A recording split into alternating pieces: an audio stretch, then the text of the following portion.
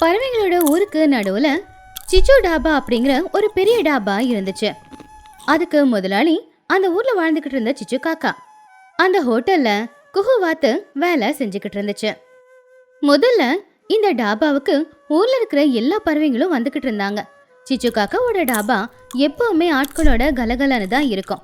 ஆனா இந்த கலகலப்பு ஆட்கள் வர்றது இது ரொம்ப நாள் அப்படியே இருக்கல. இப்போ பறவைங்களோட வாழ்க்கை முறை கொஞ்சம் கொஞ்சமா மாறிக்கிட்டே வந்துச்சு. துணிக்குருவி, லூசி புறா, சோட்டு கிளி, மகிக்கடகு போன்ற பெரிய பறவைகள் எல்லாருமே காலையிலேயே வயல் வேலைக்கு கிளம்பி போயிடுவாங்க. சாயந்தரம் வரைக்குமே வயல்ல ரொம்பவும் கஷ்டப்பட்டு உழைச்சு அதுக்கப்புறமா தான் அவங்க வீட்டுக்கு போய் சேருவாங்க. அதனாலேயே சிச்சு காக்காவோட டாபா காலையில 8 மணிக்கு திறந்தாலும் சாயந்தரம் 7 மணிக்கு மூடுற வரைக்கும் கூட அங்க யாருமே வர்றது கிடையாது. ஒரு நாள் மதிய நேரம் டாபாக்கு யாருமே வரல அப்படிங்கறதுனால சிச்சு காக்கா அமைதியா வெளியில வந்து பெஞ்சில உட்காந்துக்கிட்டு இருந்துச்சு. சிச்சு காக்கா பெருமூச்சு விட்டு, குஹோ, மணி 11 ஆச்சு, ஆனா யாருமே டாபால சாப்பிட வரவே மாட்டேங்கிறாங்க. அந்த சோட்டு துணியெல்லாம் இந்த பக்கம் வந்தே ரொம்ப நாள் ஆகுதே. ஓட்டிக்கிட்டு இருக்கிறதே நம்ம வேலையே ஆயிடுச்சுல்ல. அப்போ குஹுவாத்து, என்னம்மா பண்ண சொல்றீங்க? அவங்க எல்லாரும் வயலுக்கு வேலைக்கு போறாங்க. ராத்திரி நேரம்தான் வீட்டுக்கே திரும்பி வருவாங்க. சிச்சு காக்கா கோவமா, சரியா போச்சு. அவங்க எல்லாரும் ராத்திரி வீட்டுக்கு வர வரைக்கும் நான் கடையை வச்சுக்கிட்டு இருக்க முடியுமா? காலையில 8 மணிக்கு திறக்கிறேன், ராத்திரி 7:30 மணிக்கு தான் மூடுறேன். ஆனா அது வரைக்கும் யாரும் வரமாட்டேங்கிறாங்களே. காலையில சமைச்சதெல்லாம் வீணா போகுது. இப்படியே போச்சு அப்படின்னா அப்புறம் இந்த கடையை இழுத்துதான் நான் மூடியாகணும் போல. எதுக்குமா அவ்வளவு பெரிய வார்த்தை? எல்லாம் சரியா போயிடும். என்ன சரியாகுமோ என்னவோ. நான் உனக்கு சம்பளம் கொடுக்கணும், பொருள் வாங்கணும், வாடகை கட்டணும். இப்படியே போச்சுன்னா இன்னும் ஒரு வாரத்துல கடையை மூடிட வேண்டியதுதான். அப்படி அவங்க பேசிக்கிட்டு இருக்கும்போது சிச்சு காக்காவோட புள்ளையான சின்ன காக்கா அவனுடைய சிநேகிதர்களான புஜ்ஜி குருவி, பன்னு கிளி 2 பேரு கூடவும் சேர்ந்து விளையாடி ரொம்பவும் சோர்வடைஞ்சு அவங்க டாபா கிட்ட வந்தான். அம்மா, விளையாடி விளையாடி ரொம்ப பசிக்குது. எனக்கும் என் ஃப்ரெண்ட்ஸுக்கும் சமைச்சு கொடுக்குறியா? சிச்சு காக்கா கோவமா, பசிச்சா வீட்டுல போய் சாப்பிடுங்கடா. நானே வியாபாரம் நடக்கலன்னு கவலையில இருந்தா உங்களுக்கு வர கொடுக்கணுமா நானு? அம்மா அம்மா, வீட்டுக்கு இப்போ போக முடியாதுமா, ரொம்ப தூரம் இல்ல. பாவம் புஜ்ஜி பண்ணுவும் ரொம்ப பசியா இருக்காங்க. சாப்பிட சீக்கிரம் ஏதாவது கொடுமா. வணக்கம் ஆண்டி, எங்களுக்கு ரொம்ப பசிக்குது ஆண்டி. சிச்சு காக்காவுக்கு வேற வழி இல்லைங்கிறதுனால குஹுவை பார்த்து, குஹோ போ, அவங்க எல்லாருக்கும் சப்பாத்தி சுட்டு கொண்டு வந்து கொடு அப்படின்னு சொல்லிச்சு. குஹுவும் சரி அப்படின்னு போய் சப்பாத்தியே சுட்டா. அம்மா, காலையில செஞ்ச பன்னீர் குழம்பு இருக்குல்லம்மா, அது கொஞ்சம் போடுமா. சிச்சு காக்கா பல்ல கடிச்சுக்கிட்டு, அதுதான் வேணுமா என்ன? சரி குஹு, போட்டு தொலை போகட்டும் அப்படின்னு சொன்னான். குஹுவும் சரி அப்படின்னு பன்னீர் குழம்பை ஊத்தி சப்பாத்தியை கொண்டு வந்து கொடுத்துட்டான். பசங்க எல்லாரும் சாப்பிட்டு முடிச்சுட்டு சிச்சுவுக்கு தேங்க்ஸ் சொல்லிட்டு அதுக்கப்புறமா அங்கிருந்து போயிட்டாங்க. சிச்சு காக்கா குஹு கிட்ட, பாத்தியா, காலையில இருந்து போனியே ஆகல, ஆனா இவரு வந்துட்டாரு பெருசா ஃப்ரெண்ட்ஸ் எல்லாரையும் கூட்டிக்கிட்டு சப்பாத்தியும் பன்னீர் குழம்பும் சாப்பிட்றதுக்கு. இது அன்னைக்கு மட்டும் நடந்ததில்ல, அதுக்கப்புறமா நிறைய தடவை நடந்துச்சு. சின்ன காக்கா எப்பவுமே அவனுடைய நண்பர்களை கூட்டிக்கிட்டு வந்து அவங்க அம்மாவோட டாபால எல்லாரும் சந்தோஷமா சாப்பிட்டு போவாங்க. ஆனா இருக்க இருக்க சிச்சு காக்காவுக்கு சின்ன மேல கோவம் அதிகமாயிக்கிட்டு இருந்துச்சு. ஒரு நாள் சாயந்தர நேரம் எப்பவும் போலவே வியாபாரம் இல்லாம சிச்சு காக்கா சோகமா உட்காந்துக்கிட்டு இருந்துச்சு. சரியா அந்த நேரத்துக்கு தான் புஜ்ஜி, சின்ன, பன்னு 3 பேரும் அங்க வந்தாங்க. அம்மா, பசிக்குது, சாப்பாடு அப்படின்னு சொன்னதும் சிச்சு காக்காவுக்கு கோவம் தலைக்கு ஏறிச்சு. சிச்சு காக்கா அதே கோவத்தோட, என்னடா, என்ன பார்த்தா எப்படி இருக்கு? இது டாபாவா இல்ல உன் ஃப்ரெண்ட்ஸுங்களுக்காக நடத்துற அன்னசத்திரமா? சின்ன காக்கா பயந்து போய், அம்மா என்னாச்சு, இப்ப எதுக்கு கத்துற? என்ன ஆச்சா? நானே கடைக்கு யாரும் வராம வியாபாரம் நடக்காம ஓட்டிக்கிட்டு உக்காந்துக்கிட்டு இருக்கேன். இதுல தினமும் உன் ஃப்ரெண்ட்ஸை கூட்டிட்டு வந்து ஃப்ரீயா சாப்பாடு கூடன்னு கேக்குற. என்ன நினைச்சுக்கிட்டு இருக்க? எல்லா பொருளும் என்ன எனக்கு சும்மா வருதா? இன்னொரு தடவை இப்படி பண்ணனா உன்னை என்ன பண்ணுவேன் பாரு.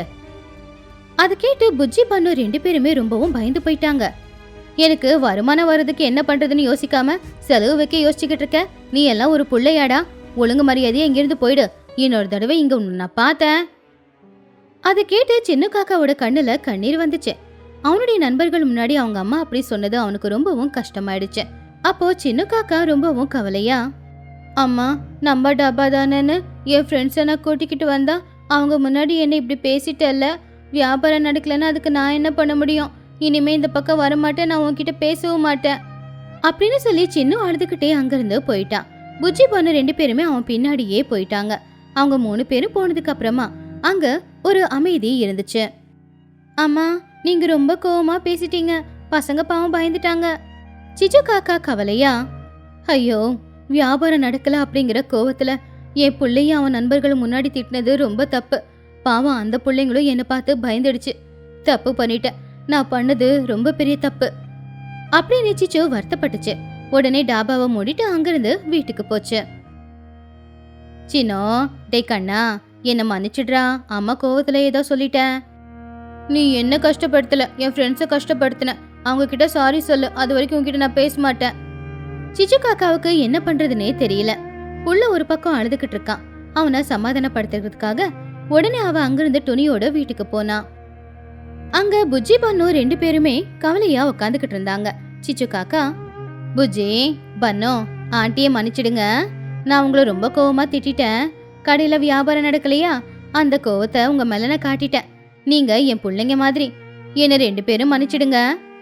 ஐயா பரவாயில்ல ஆண்டி. ஆனா புஜ்ஜி மட்டும் ஏதோ யோசிச்சுக்கிட்டே இருந்தா. அவ சின்ன பொண்ணா இருந்தாலும் எப்பவுமே சரியாதான் யோசிப்பா. பரவாயில்ல ஆண்டி, ஆனா நான் ஒரு கேள்வி கேட்கட்டா? நீங்க உண்மையிலேயே வியாபாரம் நல்லபடியா நடக்கணும்னு ஆசைப்படுறீங்களா? சிச்சு காக்கா ஆச்சரியமா, என்ன புஜ்ஜி இப்படி கேட்டுட்ட? இந்த டாபா தான் என்னுடைய உயிர். இந்த டாபா இல்லைன்னா என்னால வாழவே முடியாது. ஆனா நீங்க ஒரு தப்பு பண்றீங்களா ஆண்டி? தப்பா? நானா? என்னது? நீங்க டாபாவை எப்ப திறக்கிறீங்க? காலையில 8 மணிக்கு. எப்ப அதை மூடிட்டு போறீங்க? ராத்திரி 7:30 மணிக்கு. புஜ்ஜி குருவி சிரிச்சுக்கிட்டே, ஆண்டி, காலையில 8 மணிக்கு எங்க அம்மா, Chottu aunty, Mahi aunty, Lucy aunty, மற்றபடி ஊர்ல இருக்கிற பெரியவங்க எல்லாருமே அந்த நேரத்துல எங்க இருப்பாங்க? சிச்சு காக்கா யோசிச்சு பார்த்துட்டு, வயல்ல வேலை பார்த்துக்கிட்டு இருப்பாங்க. சரியா சொன்னீங்க. அப்போ அவங்க வீட்டுக்கு எத்தனை மணிக்கு வராங்க? சரியா ஒரு 6:30 மணி 7 மணிக்கு வந்துருவாங்க. அப்பதான் சோட்டு முட்டுனியும் அங்க வந்தாங்க. சரியா சொன்னீங்க. அப்படி கஷ்டப்பட்டு வேலையை பார்த்துட்டு வீட்டுக்கு வந்தா சமைக்கிற அளவுக்கு அவங்களுக்கு உடம்புல பலம் இருக்குமா? அந்த கேள்விக்கு அங்கேயே இருக்கிற துணிக்குருவி சோட்டுக்கிளியும் தலை அசைச்சாங்க. அட ஆமா சிச்சு, புஜ்ஜி சொல்றது உண்மைதான். வயல்ல அவ்வளோ மணி நேரம் கஷ்டப்பட்டு வேலை செஞ்சு வீட்டுக்கு வரும்போது கை கால்லாம் ரொம்ப வலிக்கும். அப்ப மறுபடியும் சமைக்கிறது அப்படிங்கிறது எவ்வளவு கஷ்டமான வேலை தெரியுமா? தினமும் எங்கேயாவது சாப்பாடு கிடைச்சா நல்லா இருக்கும்னு யோசிக்கிறோம். ஆனா நாங்க யோசிக்கிறதுக்குள்ளாரி நீ டாபாவை மூடிட்டு போயிடுற. பாத்தீங்களா ஆண்டி, உங்க கடையில ஏதாவது வாங்கி சாப்பிடலாம் நினைக்கும் போது நீங்க கடையை மூடிட்டு போயிடுறீங்க. எல்லாரும் வேலைக்கு போயிருக்கிற நேரத்துல டாபாவை திறந்து வைக்கிறீங்க. அப்புறம் எப்படி வியாபாரம் நடக்கும்? அப்பதான் சிச்சு காக்காவுக்கு அறிவு வந்துச்சு. இவ்வளவு சின்ன குழந்தைக்கு வியாபாரத்தை எப்படி நடத்தணும் அப்படிங்கிற யோசனை வந்திருக்கு பாரு அப்படின்னு அவ யோசிச்சா. சரி, இப்ப நான் என்ன பண்ணணும்? ஆண்டி, காலையில 8 மணிக்கு டாபா திறக்கிறீங்களே, 8 மணிக்கு திறக்காதீங்க. பகல் நேரத்துல உங்க வீட்டு வேலை ஏதாவது வேலை இருந்து எல்லாத்தையும் பார்த்துக்கோங்க. சரியா? சாயந்தரம் 5 மணிக்கு நீங்க டாபாவை திறந்து வைங்க. என்னது, சாயந்தரம் 5 மணிக்கா? 5 மணிக்கு திறந்து ராத்திரி 10 மணி வரைக்கும் ஓப்பன்ல வச்சுக்கோங்க. வேலை முடிச்சுட்டு வரவங்க எல்லாருமே கண்டிப்பா உங்க டாபாவுக்கு வந்து அவங்களுக்கு என்ன தேவையோ அதை வாங்கிக்கிட்டு வருவாங்க. திரும்ப வந்து வாங்க வேண்டிய அவசியமும் இருக்காதுல்ல. அவங்களுக்கு வீட்டுக்கு வந்து சமைக்க வேண்டிய அவசியமும் இருக்காது.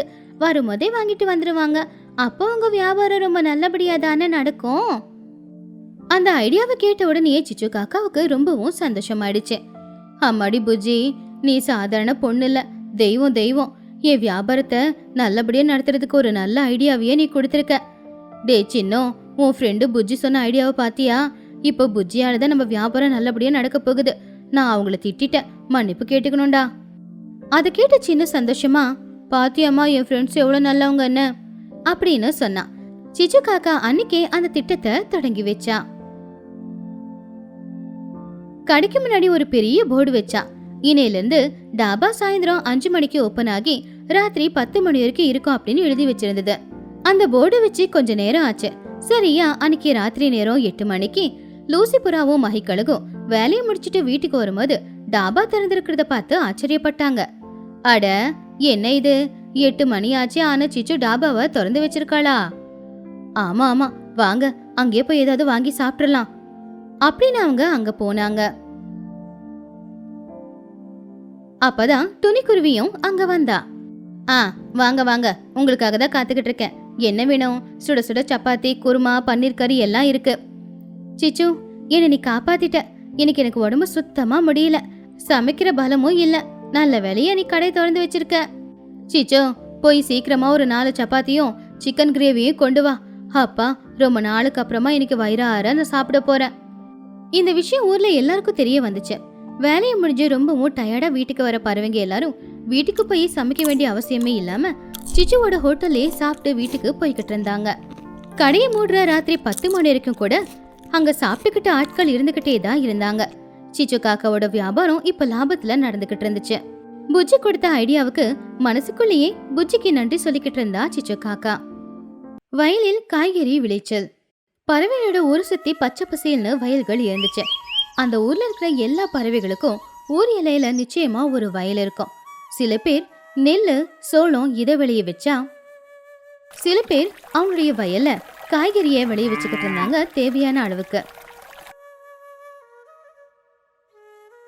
ஒரு நாள் சாயந்தர நேரம் சோட்டுக்கிளி, சிச்சு காக்கா, துணிக்குருவி, லூசிபுரா எல்லாருமே உட்காந்துக்கிட்டு அவங்கவுங்க வயல்களை பத்தி பேசிக்கிட்டு இருந்தாங்க. உங்களுக்கு தெரியுமா, இந்த தடவை என் தோட்டத்துல நிறைய கத்திரிக்காய் காய்ச்சிருக்கு. தினமும் கத்திரிக்காய் குழம்பு, கத்திரிக்காய் பொரியல் வச்சு எனக்கே ரொம்ப போர் அடிக்குது. எவ்வளவு பறிச்சாலும் மறுபடியும் அந்த இடத்துல காய் காய்க்குது. என் நிலைமை அதை விட மோசம். என் வீட்டு தோட்டத்துல பீர்க்கங்காய் நல்ல நீள நீளமா வளருது. ஒவ்வொரு பீர்க்கங்காவும் என் கையளவுக்கு நீளமா இருக்கு. அதை பாத்துக்கிறதே கஷ்டம். இதுல எங்கிருந்து சமைக்கிறது? அப்போ சோட்டு சிரிச்சுக்கிட்டே, என் தோட்டத்துல பூசணிக்காய் ஃபுட்பால் மாதிரி இருக்கு. என் புள்ள பண்ணு அதை ஃபுட்பால் மாதிரி தான் உதச்சிக்கிட்டு இருக்கா. நிறைய பூசணிக்காய் காய்ச்சிருக்கு. நான் பட்டணத்துக்கு போனப்ப பார்த்தேன். அங்க இருக்கிறவங்க எல்லாரும் இந்த காய்கறிக்காக எவ்வளவு பணம் செலவு பண்றாங்க. நீங்க கொடுத்து வச்சவங்க தான். ஆனா தினமும் ஒரே காய் சாப்பிடுறதுனா கஷ்டம்தான். நானும் என் தோட்டத்துல தக்காளி விளைய வைக்கிறல, தினமும் தக்காளி சூப் தான் செஞ்சு சாப்பிடுறேன். அப்படி அவங்க எல்லாரும் பேசிக்கிட்டு இருக்கும்போது மகிக்கழுகு அவங்க கிட்ட வந்துச்சு. என்ன எல்லாரும் காய்கறி புராணத்தை பத்தி பேசிக்கிட்டு இருக்கீங்க? எல்லார் தோட்டத்திலயும் காய்கறி நல்லா தானே விளைஞ்சிருக்கு. இது சந்தோஷப்பட வேண்டிய விஷயம் தானே. நீங்க எல்லாரும் ஏன் கவலைப்படுறீங்க? விளைச்சல் நல்லா விளைஞ்சது சந்தோஷம்தான். ஆனா தினமும் ஒரே காய் போட்டு குழம்பு வைக்கிறதும் கூட கஷ்டம் இல்லையா?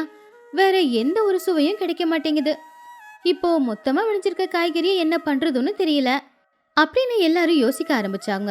அப்ப மகிக்கழகுக்கு ஒரு யோசனை வந்துச்சு. என்கிட்ட இதுக்கு ஒரு நல்ல யோசனை இருக்கு. எல்லாருமே அதை ஆர்வமா கேட்டுக்கிட்டு இருந்தாங்க. நாம எல்லாருக்கும் வயல் இருக்கு. வயல்ல நிறைய காய்கறி எல்லாம் விளையுது. அப்ப நாம ஏன் இதை பண்ணக்கூடாது? என்ன யோசனை? எதுவா இருந்தாலும் சீக்கிரம் சொல்லு, எனக்கு பொறுமையே இல்லை. நாம தினமும் ஒருத்தவங்களோட தோட்டத்துக்கு போகலாம். அங்க என்ன காய்கறி விளைஞ்சிருக்கோ அதை பறிச்சுக்கலாம். அதுக்கப்புறம் நாம எல்லாருமா சேர்ந்து அதே இடத்துல ஒன்னா சமைச்சு சாப்பிடலாம். அப்போ தினமும் புதுசு புதுசா சாப்பிட்ட மாதிரி இருக்கும்ல. அத கேட்ட உடனே எல்லார் முகத்திலையும் சந்தோஷம் வந்துச்சு. அடடா, இந்த யோசனை ரொம்ப நல்லா இருக்கே. தினமும் ஒருத்தங்க தோட்டத்துக்கு போய் அங்கேயே காய்கறி பறிச்சு அங்கேயே சமைச்சு சாப்பிடுறது அப்படின்னா ரொம்பவும் நல்ல விஷயம்தான் இது. ஆமாமா, இத பட்டணத்துல ஃபார்ம் டு டேபிள் அப்படின்னு ஒரு விழாவா கொண்டாடுவாங்க. அதுக்கு ஆயிரக்கணக்கில் பில்லும் போடுவாங்க. ஆனா நாம ஒரு பைசா செலவில்லாம அழகா இதை செஞ்சு முடிச்சிடலாம். இப்படி பெரியவங்க எல்லாரும் சேர்ந்து பேசிக்கிட்டு இருக்கிறது அங்க விளையாடிக்கிட்டு இருந்த பசங்க காதுல விழுந்துச்சு. வயல்ல விருந்து சாப்பாடு அப்படிங்கிற வார்த்தை காதுல விழுந்த உடனே அவங்க எல்லாரும் விளையாடுற விளையாட்டை நிப்பாட்டி அம்மாக்கள் கிட்ட போனாங்க. உண்மையாவாமா, நம்ம வயல்ல சமைக்க போறோமா? அப்ப அடுப்பு பத்த வைக்க நான் விறகு எடுத்துட்டு வரேன். நான் காய்கறி பறிக்கிறதுல அம்மாவுக்கு உதவி செய்யறேன். அந்த வேலை செய்யறது எனக்கு ரொம்ப பிடிக்கும். அப்படின்னா நாம தினமும் ஒவ்வொருத்தங்க வயலுக்கு போக போறோமா? அப்ப தினமும் பிக்னிக் மாதிரி தான் இருக்க போகுது. வாவ்! பசங்களோட ஆர்வத்தை பார்த்து பெரியவங்க எல்லாரும் அவங்க எடுத்த முடிவு சரிதான்னு நினைச்சாங்க. சரி சரி, எல்லாம் நல்லதா இருக்கு. முதல்ல யார் தோட்டத்துக்கு போறது? என் தோட்டத்துல கத்திரிக்காய் எல்லாம் முத்த ஆரம்பிச்சிடுச்சு. முதல்ல என்னோட தோட்டத்துக்கு வந்துருங்க. நாளைக்கு விருந்து என்னுடையதுதான் அப்படின்னு சொன்னா டொனி. அதுக்கு எல்லாரும் சரி அப்படின்னு சொல்லிட்டாங்க. நாளைக்கு விருந்து சாப்பாடை பத்தி யோசிச்சுக்கிட்டு எல்லாரும் அங்கிருந்து அவங்க வீட்டுக்கு போனாங்க. நாள் துணிக்குருவியோட தோட்டத்துல விருந்து. அடுத்த நாள் காலையில ஊர்ல ஏதோ பண்டிகை நடக்கிற மாதிரி தான் இருந்துச்சு. எல்லாரும் சமைக்கிறதுக்கு தேவையான எல்லா பொருட்களையும் எடுத்துக்கிட்டு துணியோட வயலுக்கு கிளம்புனாங்க. துணியோட வயல் பார்க்க அழகாவும் சுத்தமாவும் இருந்துச்சு. துணிக்குருவி ரொம்ப பெருமையா, வாங்க வாங்க, என் தோட்டத்துக்கு எல்லாரையும் வரவேற்கிற. பாத்தீங்களா என்னுடைய கத்திரிக்காயெல்லாம் எப்படி அழகா இருக்குன்னு? ஆமா டோனி, உன்கிட்ட இருக்கிற கத்திரிக்காவும் உன்ன மாதிரி ரொம்ப அழகா தான் இருக்கு. சரி சரி, இப்பவே எல்லாரும் வேலையை ஆரம்பிச்சிடலாமா? மகிக்கழகு லூசிபுரா 2 பேரும் சேர்ந்து பெரிய கல்லுங்களை கொண்டு வந்து வச்சு அடுப்பை தயாராக்குனாங்க. பசங்க எல்லாரும் காஞ்சு போயிருந்த விறகு காட்டுக்குள்ள போய் கொண்டு வந்தாங்க. பசங்களா, உங்களுக்கு ஒரு வேலை. புஜ்ஜி, தோட்டத்துல போய் பிஞ்சு கத்திரிக்காய் பறிச்சிட்டு வா. அப்புறம் சின்னும், நீ போய் கொஞ்சம் தக்காளி பழத்தை எடுத்துட்டு வா. அப்புறம் பனு, நீ போய் நல்ல காட்டா காரமா இருக்கிற பச்சை மிளகாவை எடுத்துட்டு வா. பார்த்து போய் எல்லாம் எடுத்துட்டு வாங்க அப்படின்னு துணி சொன்னதுனால பசங்க 3 பேர் கூட எடுத்துக்கிட்டு தோட்டத்துக்குள்ள போனாங்க. டேய் சின்ன சின்ன, இங்க பாருடா, இந்த கத்திரிக்காய் பார்க்க எவ்வளவு எலசா இருக்குல்ல. இது போட்டு சமைச்சா குழம்பு ரொம்ப நல்லா இருக்கும். இங்க பாரு, இந்த தக்காளி பழம் எவ்வளவு சிகப்பா இருக்குன்னு அப்படின்னு சொல்லி ஒரு தக்காளியை பறிச்சு அவனுடைய கொக்குல குத்திக்கிட்டான். அப்படி துணியோட தலைமையில அன்னைக்கு சமையல் வேலை ஆரம்பிச்சுது. துணி அன்னைக்கு எல்லாருக்குமே ஹெட் ஷெஃப். இன்னைக்கு நாம என்னோட தோட்டத்துல விளைஞ்சிருக்கிற கத்திரிக்காயை வச்சு எண்ணெய் கத்திரிக்காய் குழம்பு செய்ய போறோம். அப்படியே சோளத்தை வச்சு நாம சோள ரொட்டியை தயார் பண்ண போறோம். ஆஹா, இது கேட்கும் போதே வாயில எச்சில் ஊறுது. சரி டோனி, நீ குழம்பு வேலையை பாரு, ரொட்டி வேலையை நாங்க பாத்துக்கிறோம். நான் வெங்காயத்தையும் பச்சை மிளகாவையும் விட்டுறேன். ஆனா என் கண்ணுல தண்ணி வராம பாத்துக்க வேண்டியது உங்க பொறுப்பு அப்படின்னு சொன்னா சிச்சோ. அப்படி எல்லாருமே சேர்ந்து சமையல் வேலைய ஆரம்பிச்சாங்க. ஆளுக்கு ஒரு வேலையை செஞ்சுக்கிட்டு இருக்கிறத பார்த்து லூசி, உண்மையிலே இந்த காட்சியை பார்க்க 2 கண்ணு பத்தல. பட்டணத்துல இந்த மாதிரி சமைக்கிறதுக்கு எவ்வளவு பணம் செலவு பண்றாங்க. உண்மைதான் லூசி, இது ரொம்ப சந்தோஷமான விஷயம் தானே. இந்த இயற்கைக்கு நடுவுல வெட்ட வெளியில நம்ம தோட்டத்துல விளைஞ்ச காய்கறியில சமைக்கிறதே சந்தோஷம்தான். கொஞ்ச நேரத்துல சுட சுட எண்ணெய் கத்திரிக்காய் குழம்பும் சுட சுட சோள ரொட்டியும் தயாராச்சு. எல்லாரும் வாழை இலைய போட்டுக்கிட்டு ரவுண்டா வந்து உட்காந்துக்கிட்டாங்க. அம்மா, நீ சமைச்ச எண்ணெய் கத்திரிக்காய் குழம்பு வாசம் ஊர் முழுக்க பரவிடுச்சுமா. துணி எல்லாருக்கும் பாசமா சாப்பாடு பரிமாறினா. எல்லாரும் ஒரு வாய் எடுத்து வாயில வச்ச உடனே அவங்க முகத்துல சந்தோஷம் தெளிவா தெரிஞ்சுது. ஆஹாஹா, துணியத்த, இந்த குழம்பு ரொம்ப நல்லா இருக்கு. என் வாழ்க்கையில இப்படிப்பட்ட ஒரு குழம்பு நான் சாப்பிட்டதே இல்ல. ஆமா ஆமா, உண்மைதான். வயல்ல விளைஞ்ச காய்கறிய அப்படியே பறிச்சுட்டு வந்து சமைச்சு கொடுத்தா உண்மையிலேயே ரொம்ப நல்லாதான் இருக்குது. எல்லாருமே வயிறார சாப்பிட்டுட்டு அங்க இருக்கிற ஒரு மரத்துக்கு கீழே ஓய்வெடுத்தாங்க. அன்னைக்கு அந்த அனுபவம் எல்லாருக்கும் ரொம்பவும் பிடிச்சிருந்துச்சு. அடுத்த நாள் சிச்சு காக்காவோட தோட்டத்துல எல்லாருக்குமே விருந்து. எல்லாருமே சிச்சு காக்காவோட தோட்டத்துக்கு போனாங்க. அங்க சொரக்கா ஒரு பக்கம், பீர்க்கங்க ஒரு பக்கம், பார்க்க ரொம்பவும் அழகாவும் இருந்துச்சு. அப்ப சிச்சு, பாத்தீங்களா என்னோட தோட்டத்துல சொரக்காய் எவ்வளவு அழகா இருக்கு, அப்படியே பீர்க்கங்காவும் அழகா இருக்கு. ரொம்ப நல்லா இருக்குல்ல? உண்மைதான் சிச்சு, காயெல்லாம் பார்க்க ரொம்ப ஃப்ரெஷ்ஷா இருக்கு. சரி, இன்னைக்கு மெனு என்ன? இன்னைக்கு என்னோட ஸ்பெஷல் பீர்க்கங்கா பிரியாணி அப்புறம் ரைத்தா பண்ண போறேன். இன்னைக்கு நான் சமைச்ச சாப்பாடை சாப்பிட்டு நீங்க எல்லாரும் எனக்கு ஃபேன் ஆயிட போறீங்க. எல்லாரும் சிரிச்சாங்க. சிச்சு காக்கா சமையல் வேலையை ஆரம்பிச்சா. அவ சமையல் ரொம்ப வேகமா செஞ்சுக்கிட்டு இருந்தா. அதை பார்த்து எல்லாரும் ரொம்பவே ஆச்சரியப்பட்டாங்க. மசாலா போடும்போது அந்த காட்டுக்கு எல்லாருக்குமே தும்மல் வந்துச்சு. ஐயோ சிச்சு, பார்த்து, நீ போடுற மசாலாவில் எங்க எல்லாருக்குமே தும்மல் வருது. குழம்பு நல்லா இருக்கணும்னா காட்டு கொஞ்சம் இருக்கணும், காரம் இல்லைனா குழம்பு நல்லா இருக்காது அப்படின்னு சொன்னா சிச்சு. அப்படி பிரியாணி எல்லாம் முடிச்சதுக்கு அப்புறமா சிச்சு அதுக்கு மேல தம் போட்டான். அந்த வாசத்துக்கே எல்லாருக்குமே பசி எடுக்க ஆரம்பிச்சிடுச்சு. சிச்சு, ஒருவேளை நீ ரெஸ்டாரண்ட் ஆரம்பிச்சனா நான் தான் உன்னோட முதல் கஸ்டமர், சரியா? சரியா மதிய நேரம் சுட சுட பிரியாணியும் தயாராயிடுச்சு. அடடே, பிரியாணியா? சிச்சு அத்தை, நீங்க சூப்பர். எல்லாரும் வாழையில பிரியாணியை போட்டுக்கிட்டாங்க. சிச்சு, எப்பவுமே நீ அதிகமா பேசுவேன்னு நினைச்சேன். ஆனா உன் கை கூட இவ்வளவு நல்லா வேலை பார்க்குமா? உண்மையிலேயே பீர்க்கங்க பிரியாணின்னு ஒன்று இருக்குன்றது எனக்கு இப்பதான் தெரியும். ஆமா, ரொம்ப நல்லா இருக்கு. என்னோட சமையல் அந்த காலத்து சமையல், ஆனா உன்னோட சமையல் இந்த காலத்து சமையல் சிச்சு. அப்படி அன்னைக்கும் எல்லாருமே சிச்சு காக்காவை பாராட்டிக்கிட்டு வயிறார சாப்பாடு சாப்பிட்டு முடிச்சாங்க. அடுத்தது 3வது நாள் சோட்டு கிளியோட வயல்ல தான் விருந்து. 3வது நாள் காலையில எல்லாரும் சோட்டுவோட வயலுக்கு போனாங்க. சோட்டுக்கிளி அவங்க எல்லாரையுமே பாசமா வரவேற்றா. வாங்க வாங்க, என்னோட தோட்டத்துக்கு உங்களை வரவேற்கிறேன். இன்னைக்கு காரம் உப்பெல்லாம் இல்லாம நாம இனிப்பா ஏதாவது செஞ்சு சாப்பிடலாம். ஆமா ஆமா, எங்க அம்மா இன்னைக்கு உங்க எல்லாருக்காகவும் ரொம்ப ஸ்பெஷலா பூசணிக்காய் ஹல்வாவும் பால் பூரியும் செய்ய போறாங்க. அதை கேட்ட உடனே பசங்க எல்லாரும் ரொம்பவும் சந்தோஷப்பட்டாங்க. பெரியவங்களும் எப்படா ஆகும் அப்படின்னு காத்துக்கிட்டு இருந்தாங்க. அப்படி வயல்ல சோட்டுக்கிளி ரொம்பவும் சந்தோஷத்தோட சமையல் ஆரம்பிக்கும் போது அந்த நெய் ஏலக்காய் வாசத்துக்கே அவங்க எல்லாரும் மயங்கிட்டாங்க. சோட்டு, சமைக்கும் போது கூட எவ்வளவு சந்தோஷமா நீ சமைக்கிறல்ல, உன் அன்பு இதுல நல்லாவே தெரியுது. அது கேட்டு சோட்டு சந்தோஷமா, ஆமா டோனி, எல்லாரும் இப்படி ஒன்னா சேர்ந்து சாப்பிட போறோமே, இதை விட சந்தோஷம் வேற என்ன இருக்க போகுது சொல்லு. கொஞ்ச நேரத்துல சுட சுட பூசணிக்காய் ஹல்வாவும் பால் பொரியும் தயாராயிடுச்சு. அருமையா இருக்கு. பட்டணத்துல கூட இவ்வளவு நல்ல ஒரு இனிப்ப நான் சாப்பிட்டதே கிடையாது தெரியுமா சோட்டோ? ஆமா ஆமா, உண்மையிலே நீ செஞ்ச பால் பொரியும் இந்த ஹல்வாவும் ரொம்ப நல்லா இருக்கு. அப்படி எல்லாருமே சந்தோஷமா அந்த ஹல்வாவை சாப்பிட்டு பார்த்துட்டு சோட்டு கிளிய மனசார பாராட்டினாங்க.